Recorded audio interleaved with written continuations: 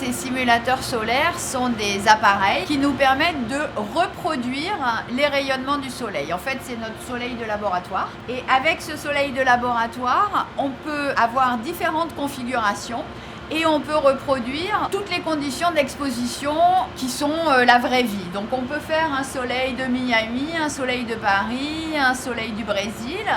Et puis on peut faire aussi un soleil d'été, un soleil d'hiver, un soleil de printemps à Paris, ce qui nous permet d'avoir vraiment des conditions réalistes d'ensoleillement.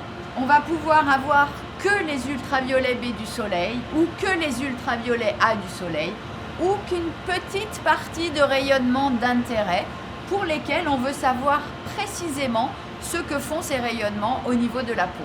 Pour étudier ces effets biologiques des rayonnements sur la peau, on prend des modèles de peau reconstruite et on va les placer sous le simulateur. On aura défini au préalable les conditions d'exposition. Par exemple, c'est une peau claire que l'on veut étudier sous un soleil intense d'été, par exemple.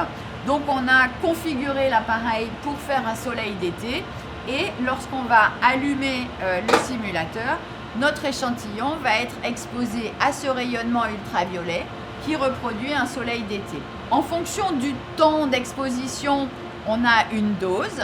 Là, une peau très claire, au bout de quelques minutes d'ensoleillement, en fait, on est déjà dans une condition proche d'une condition qui va donner un coup de soleil. On enlève ensuite nos échantillons, on les reprend.